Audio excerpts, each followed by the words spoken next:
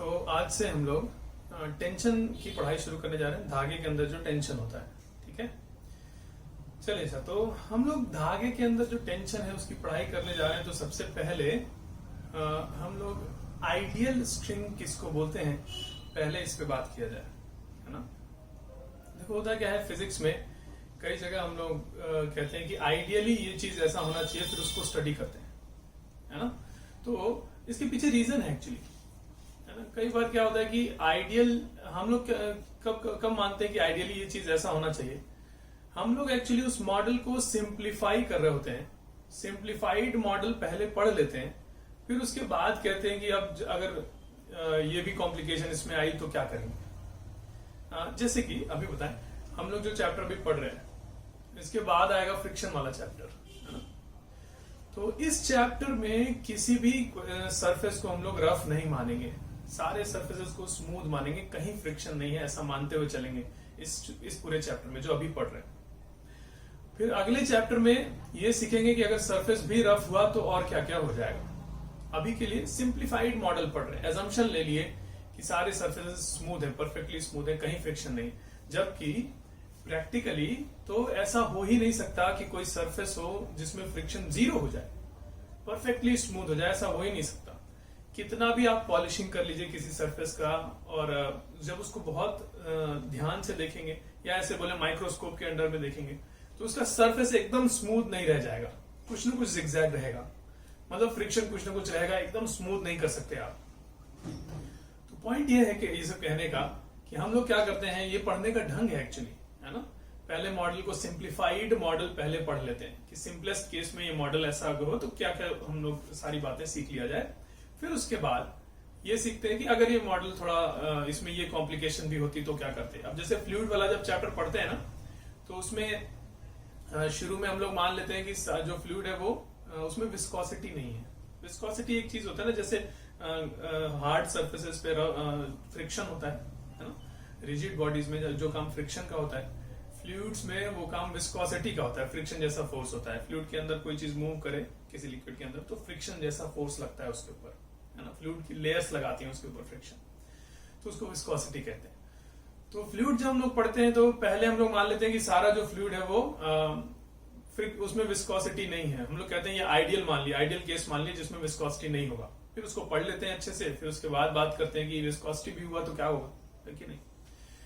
तो ये तो तरीका है पढ़ने का, पहले हम लोग आइडियल केसेस पढ़ते हैं। तो अभी के लिए हम लोग क्या करने जा रहे हैं, देखो आइडियल स्ट्रिंग कैसा होना चाहिए ये डिफाइन कर लिया जाएगा, उसकी पढ़ाई पहले कर लिया जाएगा डिटेल में, है ना। फिर उसके बाद देखा जाएगा कि आइडियल नहीं हुआ तो क्या होगा। अच्छा, आइडियल स्ट्रिंग कैसा होना चाहिए, फिर उसका कुछ पॉइंट्स बताया गया कि ये चीजें होनी चाहिए, तब कहेंगे कि ये स्ट्रिंग आइडियल है।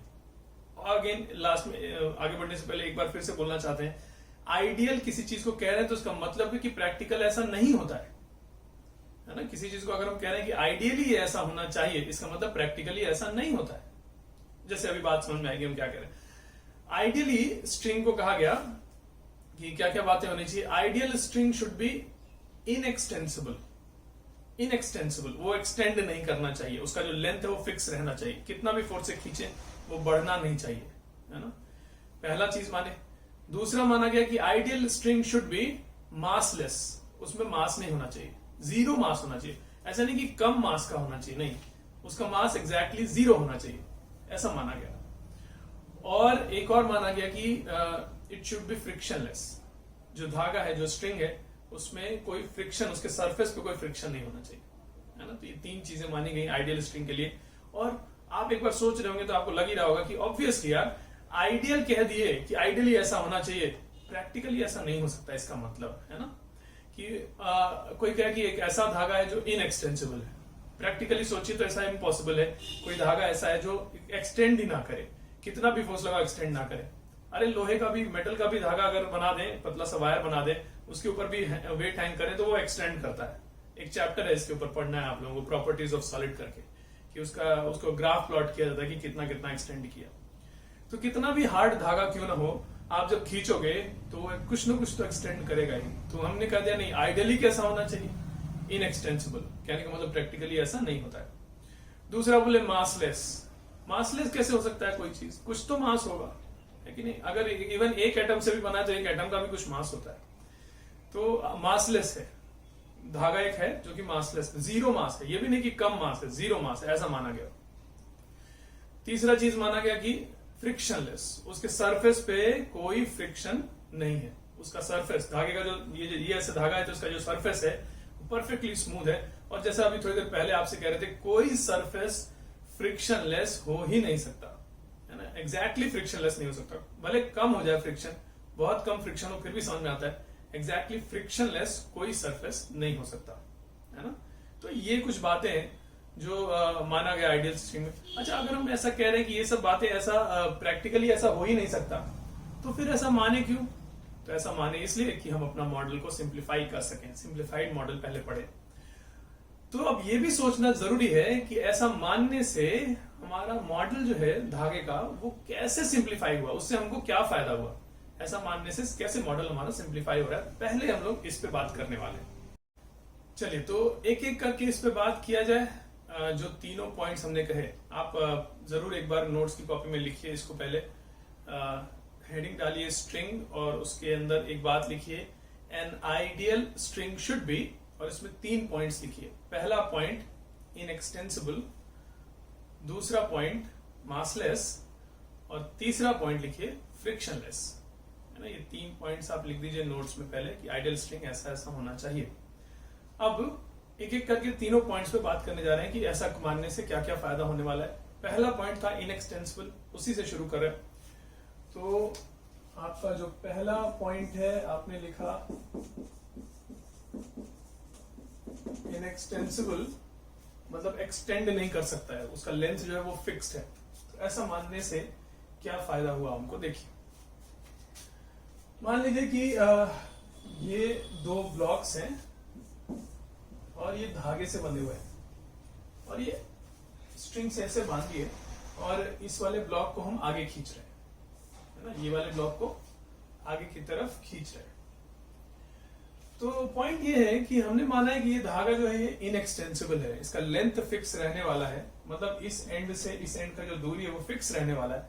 तो अगर हम इस वाले ब्लॉक को आगे खींचते हैं, मान लीजिए यहां से x1 लेंथ आगे इसको ले जाते हैं, तो हम बता सकते हैं कि पीछे वाला कितना आगे बढ़ा होगा। अगर ये लेंथ फिक्स रहने वाला है तो अगर आगे वाले को x1 आगे खींचेंगे तो पीछे वाला x1 लेंथ ही आगे बढ़ेगा, उससे ज्यादा या कम नहीं बढ़ सकता। और ये बड़ी सहूलियत हो गई, एक का मोशन अगर आपको पता है कि कितना आगे बढ़ा, तो आप दूसरे का मोशन बिना कुछ सॉल्व किए डायरेक्टली बता सकते हैं कि ये x1 बढ़ा है तो ये x1 ही बढ़ा होगा, है ना? ये बात मुश्किल हो जाती अगर ये धागा इनएक्सटेंसिबल नहीं होता, मतलब एक्सटेंसिबल होता, मतलब उसका लेंथ चेंज कर सकता होता। अगर इसका लेंथ वेरी कर सकता होता तो हम इसको जब x1 आगे बढ़ाते तो अब कोई नहीं कह सकता कि पीछे वाला कितना आगे बढ़ेगा। हो सकता है x1 से कम आगे बढ़े, कितना कम ये भी नहीं पता, हो सकता है बढ़े ही ना, ये बस x1 आगे बढ़ जाए, एंड सो ऑन, बहुत सारी बातें हो सकती हैं। तो ये कॉम्प्लिकेटेड हो जाएगा सीन अगर ये धागा एक्सटेंसिबल हो जाए, इसका लेंथ वेरिएबल हो जाए, तो ये सीन कॉम्प्लिकेटेड हो जाएगा। अभी देखो कितना आसान है, अगर इसका बता दें कि इसको हमने x1 खींचा है तो सीधा सीधा आंसर की ये कितना बड़ा x1 डायरेक्टली बता दें, है ना? तो ये बड़ा आसान हो जाएगा, इसलिए मॉडल सिंप्लीफाई हो गया। तो पहला तो इनएक्सटेंसिबल मानने से ये फायदा हुआ, है ना? हम लोग इसी चैप्टर में आगे चल के एक टॉपिक पढ़ते हैं, कंस्ट्रेंट रिलेशंस, आगे चल के आएगा इसी चैप्टर में ये टॉपिक। और उसमें ये तो मैंने एक एग्जांपल बताया जिसमें इनएक्सटेंसिबल होने का हम फायदा ले सकते हैं। ऐसे बहुत सारी चीजें, बहुत सारे केसेस पढ़ने वाले हम लोग, वो वैरायटीज ऑफ क्वेश्चंस हैं जिनमें सिर्फ इस बात को बेसिस बना के हम आंसर्स लिख देते हैं, है ना? तो बड़ी इंपॉर्टेंट बात है कि आइडियली हमने मान लिया कि धागा इनएक्सटेंसिबल है, उससे हमारा मॉडल बहुत सिंप्लीफाई हो गया। चलिए, एक चीज हुआ। दूसरा हमने माना था मासलेस धागा, हमने माना था कि मासलेस होना चाहिए। अब देखते हैं कि मासलेस मानने से कैसे हमारा मॉडल सिंप्लीफाई हुआ, हमको क्या फायदा हुआ।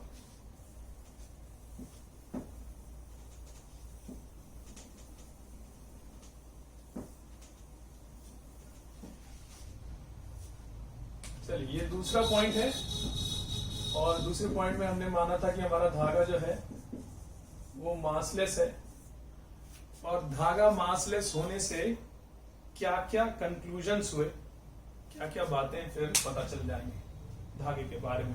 चलिए देखते हैं इसका पहला पॉइंट। अच्छा ऐसा करते हैं, हम एक एग्जाम्पल ले रहे हैं, थोड़ा इस पर दिमाग लगाइए। सोचिए कि यहां पर एक धागा हो, हम थोड़ा इसको दिखाने के लिए मोटा दिखा दे रहे हैं, वैसे धागे का सिर्फ लेंथ होगा, क्रॉस सेक्शन कुछ नहीं होगा, लेकिन फिर भी थोड़ा शो करने के लिए इसको मोटा दिखा दे रहे हैं। तो ये एक धागा है और ये मासलेस है, ठीक है, आइडियल स्ट्रिंग है ये, और इसके इस एंड पे मैंने ऐसे इसको खींचा, फोर्स लगा दिया कोई एफ, मान लीजिए 10 न्यूटन का फोर्स लगा दिया, कुछ एफ लगा रहे 10 न्यूटन का फोर्स लगाया। एक बार सोच के देखिए इसका एक्सेलरेशन कितना होना चाहिए। आप क्लास में होते अभी तो हम लोग ये चीज को डिस्कस करते हैं, आमने सामने हम पूछते, आप बताते, लेकिन फिर ऐसे चलिए वीडियो में भी आप इसको एक बार सोचिए अपने मन से, फिर आगे की बात किया जाएगा। एक बार पॉज करके सोचिए कि इसका एक्सेलरेशन कितना होना चाहिए। एक बार अपना मन बनाइए, इस बारे में मन बनाइए कि कितना एक्सेलरेशन होना चाहिए। Anything, come up with anything, मतलब 0, 1, 2 इन्फिनाइट, कुछ भी, एनीथिंग सोचिए एक बार कितना होना चाहिए, फिर आगे की बात करते हैं, है ना। चलिए अच्छा, तो कोई कहे कि सॉरी कोई कहे कि इसका एक्सेलरेशन सर 0 होना चाहिए, है ना। तो ऐसा तो नहीं है, 0 क्यों होगा, इसका तो मास 0 है, फोर्स लगाए हैं। कोई सोचो कम मास के बॉडी को भी फोर्स लगा के खींचो, अगर मान लो 2 बॉडीज हो, इससे अलग बात कर रहे हैं, मान लो 2 बॉडीज रखी हैं, एक बहुत कम मास की, एक बहुत ज्यादा मास की, सेम फोर्स 10 न्यूटन का दोनों पे लगाना है, तो ज्यादा मास वाले को 10 न्यूटन से खींचोगे तो कम एक्सिलरेट करेगा, कम एक्सिलरेशन होगा उसका। कम मास वाले को भी 10 न्यूटन से ही खींचना है तो वो तो ज्यादा एक्सिलरेट कर जाएगा, है ना। जो हल्का है उसको भी उतना ही फोर्स से खींचो तो ज्यादा तेजी से भागेगा। और ये हल्का कहाँ है, ये हल्के से भी हल्का है, इसका तो मास ही 0 है ना, कम मास नहीं, इसका मास 0 ही हो गया, कम होते होते एकदम ही खत्म हो गए। तो फिर इसका एक्सेलरेशन कितना होना चाहिए, 0 होना चाहिए कि नहीं, ये तो बहुत तेज भाग जाना चाहिए ना। सबसे पहले तो ये डिसाइड कर लीजिए कि जाएगा, आगे तो जाएगा, डेफिनेटली जाएगा अगर खींच दिए, नहीं ऐसा तो होना चाहिए ना। धीरे धीरे करके हम लोग कंक्लूजन पे पहुंचेंगे, एक एक बात सोचते चला जाए।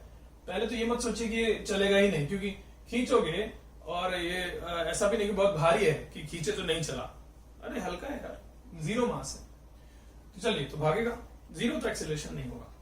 फिर कितना होगा, तो जैसे अभी एग्जांपल बता रहे थे, हल्के बॉडी को खींचो तो बड़ी तेजी से भागता है, बड़ा तेजी से एक्सेलरेट करता है, और हल्के से भी हल्का है तो इसको तो इन्फिनाइट एक्सेलरेशन हो जाना चाहिए, फोर्स लगा खींचो इन्फिनाइट एक्सेलरेशन हो जाना चाहिए, है कि नहीं, खूब तेज भाग जाना चाहिए।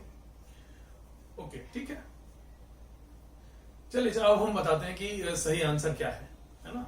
एक्चुअली क्या है, ऐसा कुछ भी नहीं है, इसका एक्सेलरेशन की बात ही नहीं है, मतलब ये क्वेश्चन में गड़बड़ है, जो हम आपसे पूछे थे ना, हम ऐसे बस घुमा रहे थे बिना मतलब, क्वेश्चन में गड़बड़ है, ऐसा तो हो ही नहीं सकता। देखो क्यों कह रहे हैं ऐसा, आप लोग शायद पहले कभी सुने होंगे न्यूटन सेकंड लॉ में F = ma आता है, ये तो सारे बच्चे सुने रहते हैं, है ना, कुछ न कुछ कहीं न कहीं सुने होंगे ऐसा होता है। तो इस पे मैंने इस बॉडी पे ये नेट फोर्स जो लगाया मैंने F लगाया, मास ऑफ द बॉडी है 0, ये चीज 0 है, इंटू A लिखा हुआ है, मतलब F = लिखा हुआ है 0 टाइम्स A, ऐसा लिखा हुआ है। 0 टाइम्स A का मतलब होता है 0, है ना। अच्छा एक चीज और बोले, कोई कहे कि सर 0 × A हमेशा 0 होता है क्या, A का अगर वैल्यू बहुत बड़ा हुआ, मतलब इन्फिनाइट हो गया, तो 0 × इन्फिनिटी क्या होगा। हम कह रहे हैं A का वैल्यू चाहे बहुत बड़ा भी हो जाए तो भी 0 × एनीथिंग इज 0, है ना। प्रोडक्ट करने का मतलब क्या होता है, उतनी बार जोड़ा जाए, है ना। तो कोई बहुत बड़ा नंबर भी अगर यहां पर हो, तो बहुत बड़े नंबर को भी अगर 0 टाइम्स जोड़ा जाए, 0 टाइम्स जोड़ा जाए मतलब एक भी बार ना जोड़ा जाए तो कितना मिलेगा, 0 मिलेगा। एक बार जोड़ा जाए तो कितना मिलेगा, यही चीज मिल जाएगा। लेकिन एक भी बार 0 ना जोड़ा जाए, 0 से मल्टीप्लाई किया जाए, 0 टाइम्स जोड़ा जाए तो कितना मिलेगा, 0 ही मिलेगा ना। तो 0 × एनीथिंग विल बी 0, तो ये तो हो गया 0। तो मतलब क्या सॉल्व करके निकाल दिए हम लिख दिए कि जो फोर्स F लगाए थे वो 0 होगा। हमने शुरू में कहां से किया था कि हमने 10 न्यूटन का फोर्स लगाया, वही गलत था, वही गलती थी। 10 न्यूटन का फोर्स तो लगा ही नहीं सकते आप 0 के अलावा कोई फोर्स नहीं लगा सकते आप। सोचो अगर हम यहां 10 लिखते तो क्या लिखते, 10 = 0 × A, 10 = 0 × A मतलब 10 = 0। 10 इक्वल टू 0 होता है क्या? नहीं ना, गड़बड़ हो जाएगी। तो इसका मतलब कि ये सब कहने का मेरा पर्पस ये था कि अगर कोई मासलेस बात है, अच्छा अगेन ये प्रैक्टिकल तो हो नहीं सकता, प्रैक्टिकली कोई चीज मासलेस नहीं होती, सब में कुछ ना कुछ मास होता है। आइडियली अगर कोई मासलेस चीज है तो उस पे आप ये जो नेट फोर्स लगा रहे हो वो 0 के अलावा कुछ नहीं हो सकता।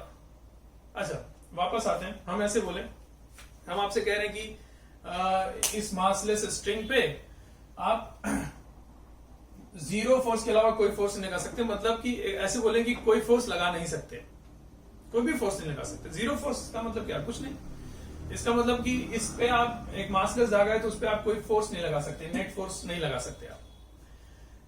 तो इसको एक बार इमेजिनेशन देखो क्या कह रहे हैं। इसको इमेजिन करना मुश्किल क्यों है, पहले ये बताएं। मुश्किल इसलिए क्योंकि प्रैक्टिकली नहीं होता ना यार, प्रैक्टिकली कोई चीज मासलेस होता ही नहीं है, इसलिए इमेजिन करना मुश्किल हो रहा होगा।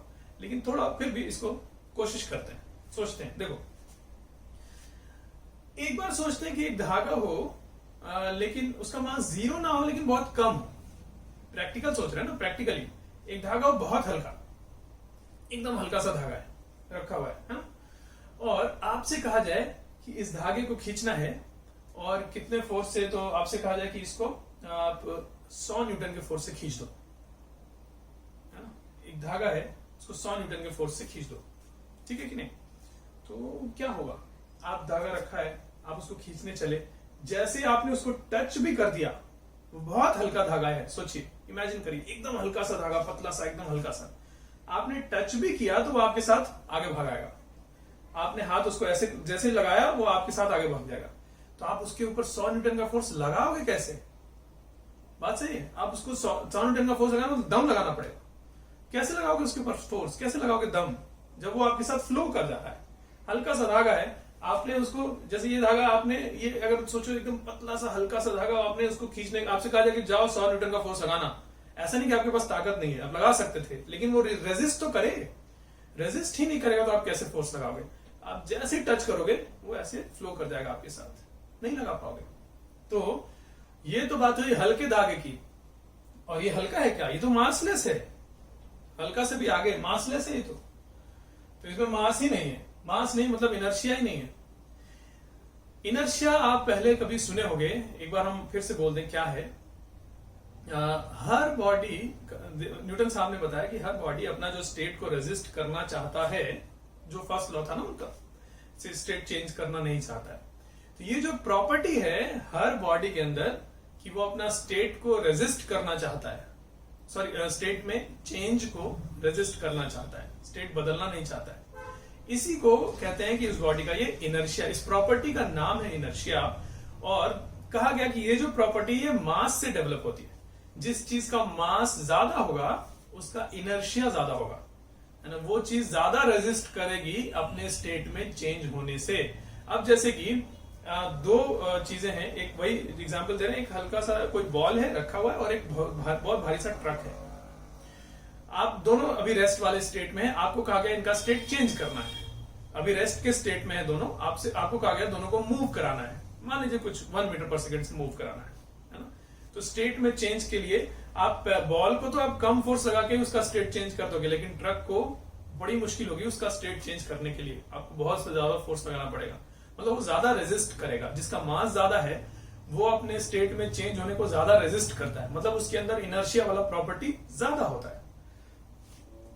ये जो धागा है इसमें मास ही नहीं है, मास ही नहीं है तो मतलब इनर्शिया वाला प्रॉपर्टी ही नहीं है, मतलब ये अपने स्टेट में चेंज को रेजिस्ट ही नहीं करेगा, मतलब इसका स्टेट चेंज करने के लिए आपको फोर्स ही नहीं लगाना पड़ेगा, बिना फोर्स लगाए इसका स्टेट चेंज हो जाएगा, हम ये कह रहे हैं।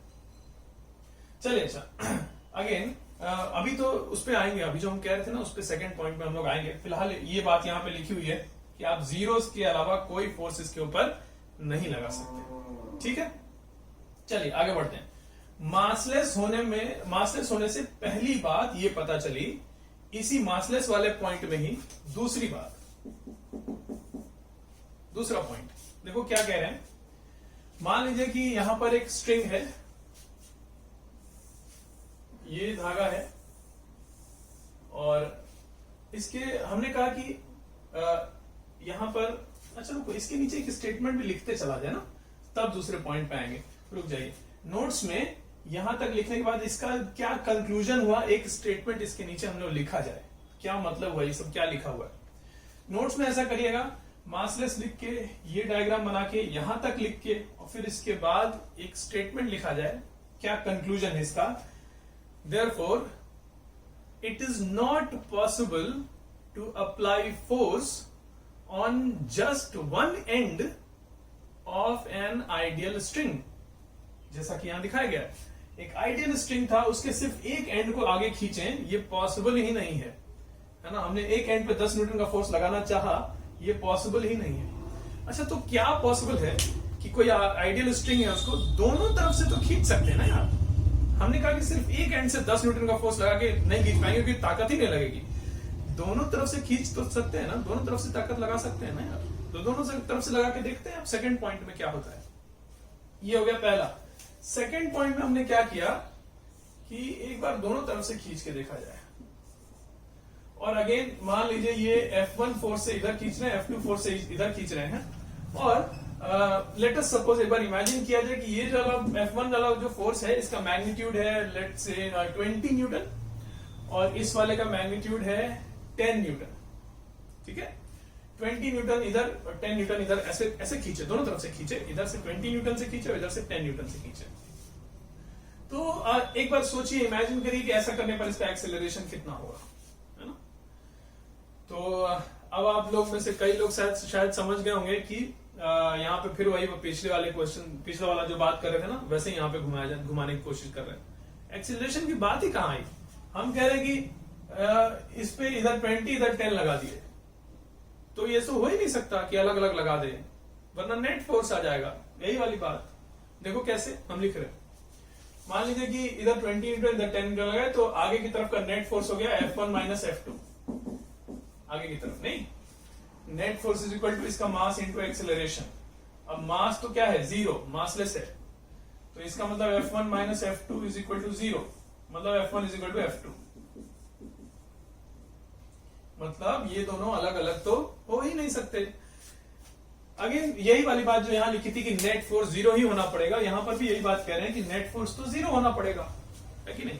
तो ऐसा हो ही नहीं सकता कि एक आइडियल स्ट्रिंग है, उसके दोनों एंड्स पे आप अलग अलग फोर्स, अलग अलग मैग्नीट्यूड का फोर्स लगा के खींच दे, ऐसा नहीं हो सकता। जब लगाएंगे तो सेम मैग्नीट्यूड का ही फोर्स लगा के खींचना होगा, है ना। उसकी यहाँ पे जैसे कंक्लूजन इसका यहाँ तक आ गया, F1 is equal to F2। ऐसा करिए, इसको लिख दीजिए एक बार, यहां तक लिखने के बाद इसके नीचे इसका कंक्लूजन लिख दीजिएगा। ये लिख के नीचे लिखेगा, therefore it is not possible to apply forces of different magnitude on the two ends of an ideal string. कोई आइडियल स्ट्रिंग है, उसके दोनों एंड्स पे अलग अलग मैग्नीट्यूड के फोर्सेस नहीं लगा सकते, ये दोनों सेम होने पड़ेंगे, तब ना नेट फोर्स जीरो होगा। यही वाली बात। चलिए, अच्छा, तो ये बात हुई कि नेट फोर्स जीरो होना पड़ेगा क्योंकि मासलेस है। अच्छा, मासलेस वाले में ही ये पहला पॉइंट था, ये दूसरा। अब मासलेस वाले में ही तीसरा पॉइंट डिस्कस करने जा रहे हैं। यहां बात किए सिर्फ एक एंड पे फोर्स नहीं लगा सकते, यहां बात किए इसी को थोड़ा आगे बढ़ाए कि दोनों एंड पे लगाएंगे लेकिन अलग अलग नहीं लगा सकते, सेम मैग्नीट्यूड का लगाना पड़ेगा दोनों एंड्स पे। और अब तीसरी बात करने जा रहे हैं।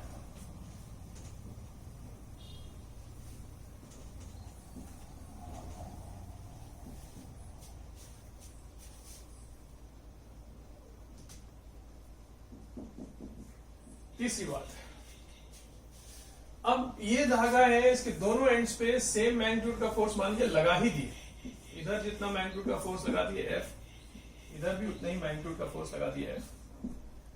तो बताइए एक्सेलरेशन कितना होगा। अब क्वेश्चन ठीक हो गया है, अभी तक हम गड़बड़ क्वेश्चन आपसे पूछ रहे थे, अब सही क्वेश्चन पूछ रहे हैं। सेम मैग्नीट्यूड का फोर्स तो लगाना ही पड़ेगा, है ना। अब सेम लगा दिए, मान लीजिए इधर भी 10 न्यूटन से खींच रहे हैं, इधर भी 10 न्यूटन से खींच रहे हैं, आइडियल स्ट्रिंग है, मासलेस। इसका एक्सेलरेशन बताइए, अब बताइए, है कि नहीं। चलिए एक बार सोचिए इसको कि कितना आपके हिसाब से कितना आंसर होना चाहिए, इसका एक्सेलरेशन कितना होना चाहिए, तो इस पे बात किया जाएगा। चलिए, आप सोच चुके होंगे, हम बोलते हैं। सबसे पहले जो मन में आता है कि इसका एक्सेलरेशन होना चाहिए जीरो, क्योंकि दोनों तरफ से खींच रहे हैं, बराबर फोर्स से खींच रहे हैं, तो नेट फोर्स तो जीरो हो गया। नेट फोर्स जीरो तो एक्सेलरेशन जीरो, है ना। तो आंसर है कि नहीं, ऐसा नहीं है। नेट फोर्स जीरो जरूर है लेकिन एक्सेलरेशन जीरो नहीं है। इसका एक्सेलरेशन एक्चुअली हम कह रहे हैं कि कुछ भी हो सकता है। 0 भी हो सकता है, 1 भी हो सकता है, 2 भी हो सकता है, 2.5 भी हो सकता है। मतलब आप समझ रहे होंगे हम क्या कह रहे हैं। इनफाइनाइट भी हो सकता है, कुछ भी हो सकता है। दोनों तरफ जीरो फोर्स लगा, दोनों तरफ फोर्सेस बराबर लगा के कैंसिल आउट भी हो गया, नेट फोर्स जीरो भी हो गया, तो भी हम कह रहे हैं एक्सेलरेशन कुछ भी हो सकता है इस धागे का। सुनने में ये जरूर थोड़ा अजीब लग रहा होगा, है ना, लेकिन आगे चल के जैसे जैसे हम लोग क्वेश्चंस करेंगे ना, आपको हम ये चीज बार बार दिखाएंगे कि देखो यहाँ पे नेट फोर्स जीरो है धागे के ऊपर, लेकिन फिर भी एक्सेलरेट कर रहा है। हम ये चीज आपको आगे चल के दिखाएंगे इसी चैप्टर में। लेकिन फिलहाल मैथमेटिकली यहाँ पे दिखा देते हैं कि आपको एक बात समझाने की कोशिश करें। चलो, नेट फोर्स जीरो है, हमको न्यूटन सेकंड लॉ में कहा गया net force is equal to mass into acceleration. Net force तो हो गया F माइनस आगे F पीछे F, नेट फोर्स हो गया zero is equal to mass into acceleration. Mass is zero, ये लिखा हुआ है zero is equal to mass is zero into acceleration. ये इक्वेशन बनी। अब कोई पूछे एक्सेलरेशन का वैल्यू क्या होना चाहिए कि ये चीज सेटिस्फाई कर जाए, तो हम कह रहे हैं एक्सेलरेशन का वैल्यू अगर 0 हुआ तो भी सही लिखा हुआ है, 1 हुआ तो भी सही लिखा हुआ है, 2 हुआ तो भी सही लिखा, 10 हुआ तो भी सही लिखा है। 0 into 10 is 0, 0 into anything is 0। तो मतलब एक्सेलरेशन कैन बी एनीथिंग। बात सही है कि नहीं? तो हम कह रहे हैं कि एक मासलेस स्ट्रिंग पे हम लोग क्या क्या कंक्लूड करते जा रहे हैं। पहला, एक ही तरफ फोर्स नहीं लगा सकते, दोनों तरफ लगाना होगा। फिर दोनों तरफ लगा भी दिए तो अलग अलग मैग्नीट्यूड का नहीं लगा सकते, सेम मैग्नीट्यूड का लगाना होगा। और जब सेम मैग्नीट्यूड का लगा भी देंगे तो उससे ये नहीं सोचना चाहिए कि इसका एक्सेलरेशन 0 हो गया। इसका एक्सेलरेशन कुछ भी हो सकता है। क्वेश्चंस आगे करेंगे तो इसमें दिखाएंगे हम आपको कि देखो हो गया, कुछ भी हो, कभी 1 आएगा, कभी 2, कभी कुछ। चलिए सर, वापस से आते हैं। थर्ड पॉइंट से हमको सीखना क्या है। थर्ड पॉइंट में हम ये डिस्कस करना चाहते हैं कि जब दोनों एंड पे मैंने फोर्सेस लगा दिए बराबर मैग्नीट्यूड के, तो इस धागे में तनाव, टेंशन कितना डेवलप होगा, ये सीखना चाहते हैं इस वाले पॉइंट में। कि मासलेस स्ट्रिंग अगर है और दोनों एंड पे बराबर मैग्नीट्यूड का फोर्स लगा दिए, उसके बाद इसके अंदर जो तनाव डेवलप होगा, टेंशन डेवलप होगा, वो कितना होगा। टेंशन तो होगा ना, ये मत सोचिएगा कि सर टेंशन तो 0 हो जाएगा क्योंकि फोर्सेस कैंसिल कर गए, उससे नहीं। टेंशन का मतलब होता है धागे में तनाव। आप कह रहे हो टेंशन 0 है, मतलब धागे में कोई तनाव नहीं होगा, आप ऐसा कह रहे हो नहीं। अगर कोई कह रहा है, सॉरी, हम कह रहे हैं कि अगर कोई कहता है कि सर दोनों तरफ से अगर बराबर मैग्नीट्यूड के फोर्स से खींच देंगे तो धागे में टेंशन 0 हो जाएगा, धागे में तनाव 0 हो जाएगा, मतलब धागा खींचेगा नहीं। ये क्या बात है, खींचेगा ना यार, दोनों तरफ से खींचोगे तो उसके अंदर तनाव होगा ना, उसी को टेंशन कहते हैं, जो इसके अंदर तनाव डेवलप होता है। चलिए जा, तो कितना टेंशन डेवलप होगा, अब इसकी बात करने जा रहे हैं। तो देखो होता क्या है कि धागे के जो डिफरेंट मॉलिक्यूल्स हैं एक दूसरे से अटैच्ड होंगे, बॉन्ड से बंधे होंगे, यहाँ से शुरू से लेके लास्ट तक। तो आप एक एंड को खींचते हो इधर, इसको इधर, तो इसको खींच रही, अपने बगल वाले को खींचेगा, वो अपने बगल वाले को खींचेगा, एंड सो ऑन। तो पूरे धागे में एक खिंचाव डेवलप हो जाएगा, है ना। कितना होगा देखो कैसे बताते हैं। हम क्या कर रहे हैं कि इतने धागे का फ्री बॉडी डायग्राम बनाने जा रहे हैं। एक चीज सोचो, हम कह रहे हैं कि ये पूरा एक ही धागा था, लेकिन हम इसको 2 पार्ट्स में बांटने जा रहे हैं। ये एक धागा होगा, ये एक, ऐसे सोच रहे हैं कि 2 अलग अलग पार्ट्स हैं, 2 अलग अलग धागे, ये एक धागा, ये दूसरा धागा है ना। अगर हम इस वाले धागे को सिर्फ सोचें तो ये इसका डायग्राम है, फ्री बॉडी डायग्राम, इसको फ्री कर लिए, बाकी का चीज नहीं बनाएंगे। ये 2 धागे थे, सोचिए ए एंड बी, सिर्फ ए का फ्री बॉडी डायग्राम बना रहे हैं, बी को ड्रॉ नहीं कर रहे फिर, है ना। तो इस पे लगने वाले फोर्सेस ड्रॉ करने जा रहे हैं। तो इधर से ये फोर्स लगा है एफ, इस एंड पर, इस वाले एंड पर, यहां से ये एफ फोर्स लगा दिए। अब यहां से कौन सा फोर्स लग रहा है, ये एफ तो नहीं है ना यहाँ पे, ये एफ तो यहां पर लग रहा है। और अगेन पिछले क्लास में ये सब बात हम लोग कर रहे थे कि ये कॉन्टैक्ट फोर्सेज होते हैं ये सब, तो जहां लग रहा है वहीं बनाया जाता है। अब ये फोर्स यहां पे लग रहा है तो इसी पॉइंट से बनाया जाएगा, इस पॉइंट पर ये फोर्स नहीं लग रहा है, तो इस पॉइंट पर कौन सा फोर्स। अच्छा ये बताओ, हमने तो कहा कि ये पूरा धागा मासलेस था, तो इसका ये जो पार्ट है इतना, ये भी तो मासलेस होगा। तो ये मासलेस होगा तो इस पे भी तो नेट फोर्स 0 होना चाहिए। तो इस एंड को आगे खींच रहा है तो इसको पीछे कौन खींच रहा है, तो ऑब्वियसली ये जो धागा है बी, ये इस वाले धागे को इधर की तरफ खींच रहा होगा, मतलब आगे की तरफ हम खींच रहे हैं तो ये पीछे की तरफ ये वाला धागा खींच रहा होगा, है ना। वही बात तो आपको हम समझा रहे थे कि डिफरेंट, इसको लिंक्स जैसा समझिए कि धागे में जो मॉलिक्यूल्स है ना सब एक दूसरे से लिंक्ड हैं, बने हुए हैं। तो ऐसे ऐसे बहुत सारे लिंक्स हैं, तो जब हम इसको ऐसे खींचेंगे तो इतना वाला जो पार्ट है इसको आगे की तरफ अगर हम F4 से खींच रहे हैं तो पीछे कौन खींचेगा, तो बाकी का धागा इसको यहां से ऐसे पीछे खींच रहा होगा, और यही जो इंटरनल फोर्स है इसी को टेंशन बुलाते हैं। ये जो बाकी का धागा इसको पीछे खींच रहा होगा इसी फोर्स को टेंशन फोर्स बुला रहे हैं हम लोग। और कितना टेंशन डेवलप हुआ, तो अब सिंस ये भी मासलेस है, इस पे भी नेट फोर्स 0 होना चाहिए, तो आगे की तरफ अगर इतना है तो पीछे की तरफ भी उतना ही होगा। मतलब ये जो टेंशन फोर्स है मैग्नीट्यूड में इस फोर्स के बराबर होगा, है ना। अच्छा, कोई कहे कि सर हम इसका फ्री बॉडी डायग्राम भी तो बना सकते थे, सही बात है, इसका भी बनाते तो सेम बात आती। जैसे इस वाले का हम बना के दिखाते हैं, इसी के नीचे इतने पार्ट का अगर हम फ्री बॉडी डायग्राम बना दें, यहां से है ना, यहां से लेके यहां तक, तो इस पार्ट का अगर फ्री बॉडी डायग्राम बनाएंगे तो सॉरी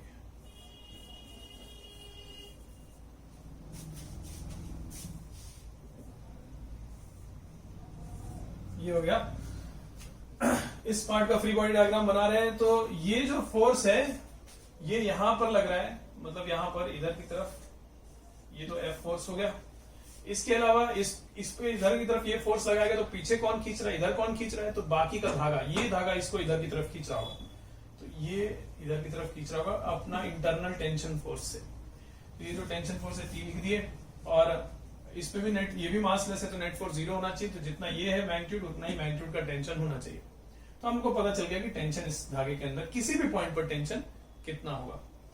अगेन तो ये टी और ये टी कैंसिल मत कर दीजिएगा, ये अलग अलग बॉडीज पे हैं, ये वाला टेंशन इस वाले बॉडी पे, ये वाला टेंशन इस वाले बॉडी पे, कैंसिल मत कर दीजिएगा।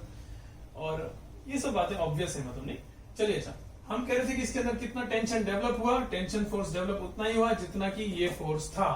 इस बात को भी पहले डायग्राम बना दिया जाए, ये वाला, नीचे कंक्लूजन इसका लिखा जाए। लिखिए, देयरफॉर इट इज नॉट, नहीं सॉरी वो तो हो गया दोनों ना, ये वाला, देयरफॉर ऐसे लिखा जाए, tension developed in an ideal string will be equal in magnitude to the force applied on one of the ends। दोनों एंड पे देखो बराबर बराबर फोर्स लगाना होगा, उनमें से जैसे ये 10 है तो ये भी 10 होगा, तो टेंशन कितना डेवलप होगा, इनमें से एक एंड पे जितना, किसी भी एक एंड पे देख लीजिए, यहां देख लीजिए, यहां देख लीजिए, जितना लगाया, मतलब 10 न्यूटन दोनों तरफ अगर लगाएं तो टेंशन भी 10 न्यूटन ही होगा, है ना। एक एंड पे जितना फोर्स लगाए उतना ही टेंशन हो जाएगा।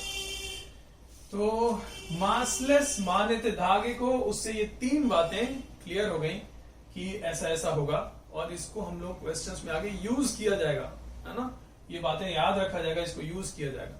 चलिए, ऐसा हमने 3 चीजें मानी थी आइडियल स्ट्रिंग में, एक तो इनएक्सटेंसिबल, दूसरा मासलेस, और तीसरा माने थे फ्रिक्शनलेस। तो अब बात करने जा रहे हैं कि धागे को जब फ्रिक्शनलेस माने तो उससे क्या फायदा हुआ, फ्रिक्शनलेस मानने से कैसे हमारा मॉडल सिंप्लीफाई होता है, वो सीखने जा रहे हैं।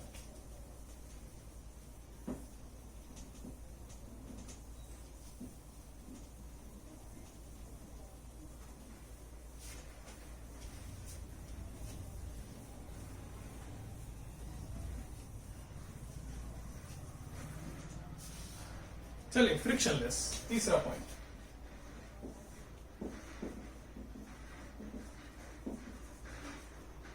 फ्रिक्शनलेस मानने से क्या होगा। चलिए, हम एक चीज ऐसे बोल रहे, देखो, मान लो ये एक धागा है ना, एक धागा है, और इस धागे का पहले इस धागे पे कोई फोर्स नहीं लगा रहे थे, ठीक है, इसको ऐसे रखा हुआ है। फिर क्या किए, इसको यहां से ऐसे होल्ड करके खींचे, इतना पार्ट बस होल्ड किए और ऐसे खींचे बाहर की तरफ दोनों, है ना। तो मतलब कहने का, यहां से होल्ड करके इधर खींच रहे हैं और यहां से इधर खींच रहे हैं, ये वाला एंड को पकड़ लिए और ये वाला पॉइंट जो धागे का है इसको पकड़ लिए और ऐसे खींच रहे हैं।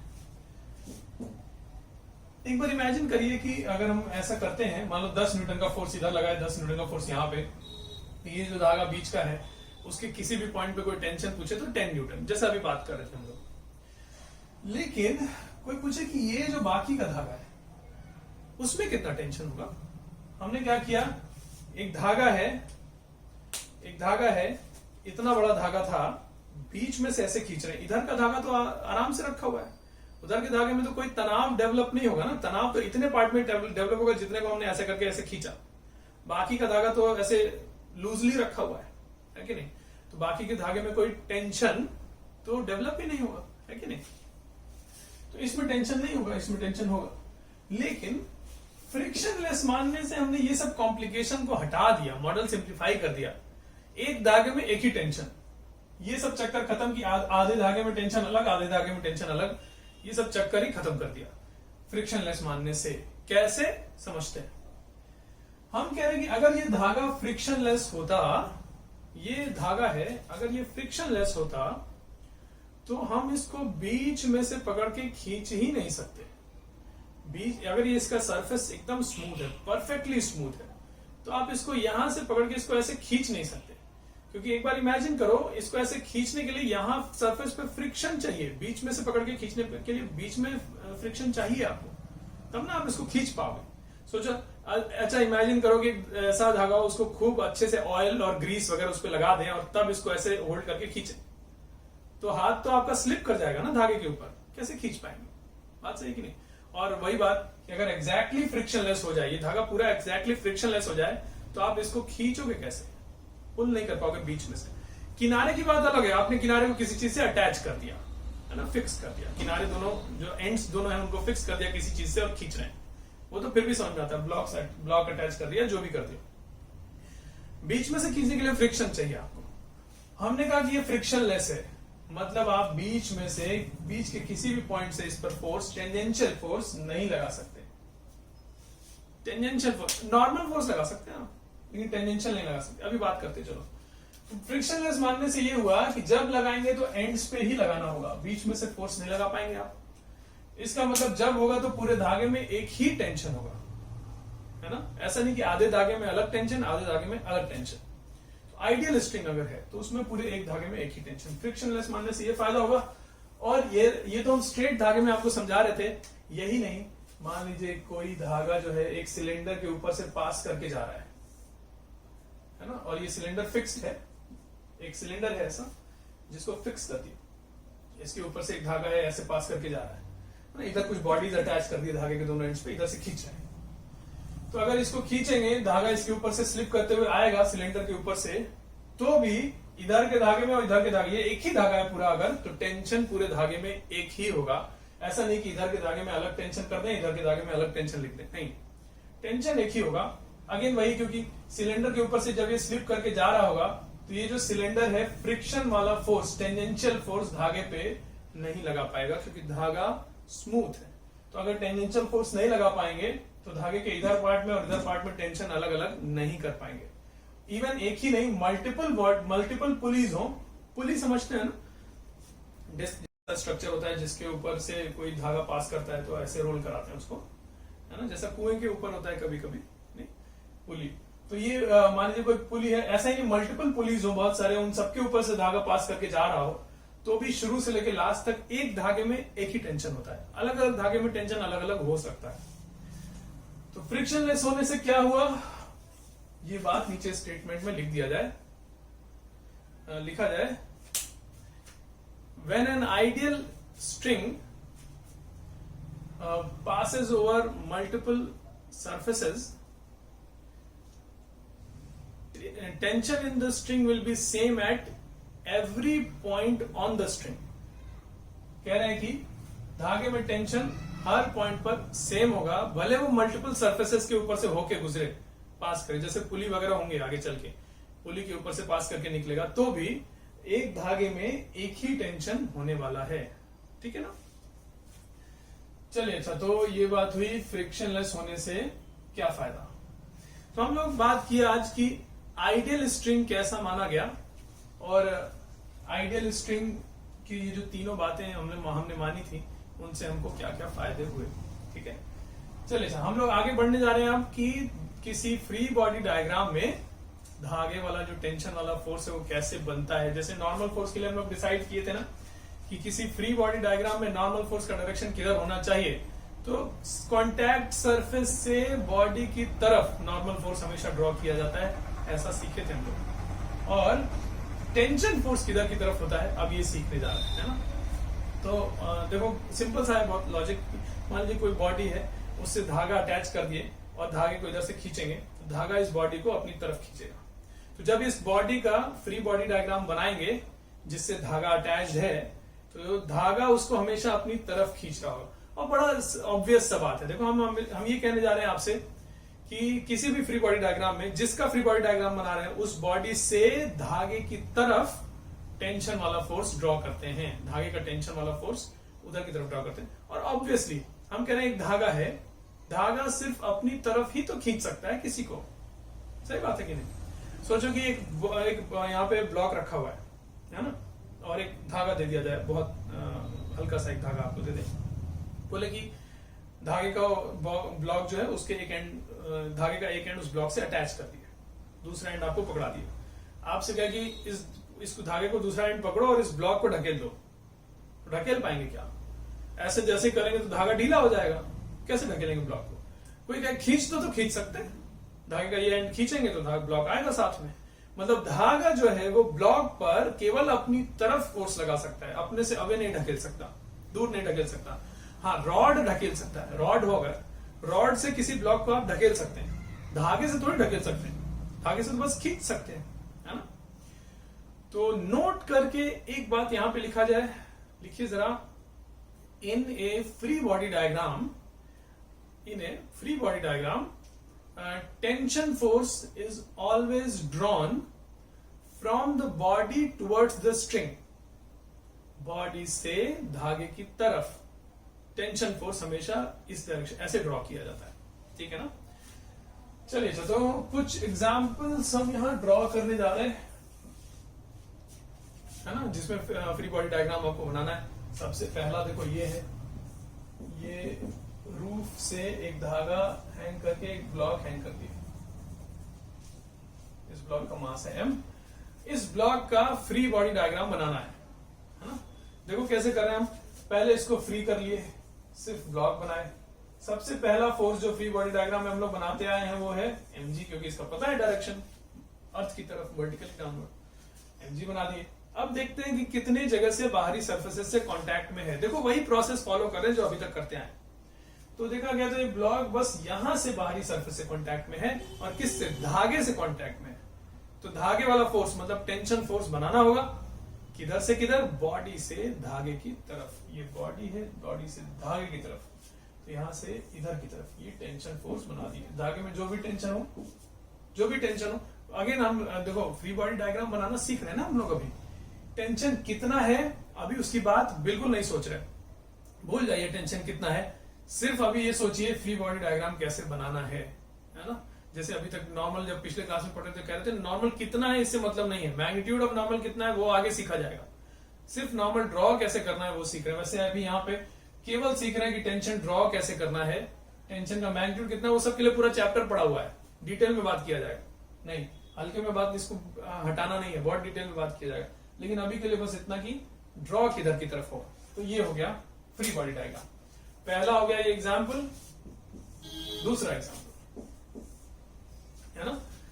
चलिए तो ये रूफ है, ये एक ब्लॉक हुआ, ये दूसरा ब्लॉक हुआ, इसका मास कुछ m1, इसका मास कुछ m2,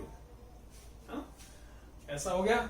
इन दोनों ब्लॉक्स का फ्री बॉडी डायग्राम बनाना है। लेकिन रुक जाइए, एक सेकंड रुक जाइए, हम एक और चीज यहाँ पे बोल दें। अलग अलग धागे में जैसे बात हो रही थी अभी, अलग अलग धागे में अलग अलग टेंशन।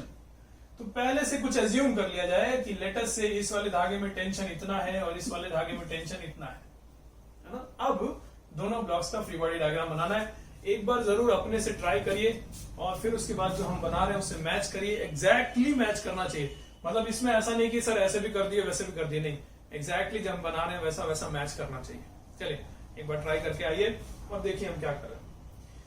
सबसे पहले तो ये जो नीचे वाला ब्लॉक है M1, उसका फ्री बॉडी डायग्राम बनाने जा रहे हैं। उसको फ्री कर लिया पहले, बाकी के फोर्सेस नहीं ड्रॉ कर रहे, सिर्फ अकेले इसको ड्रॉ किए।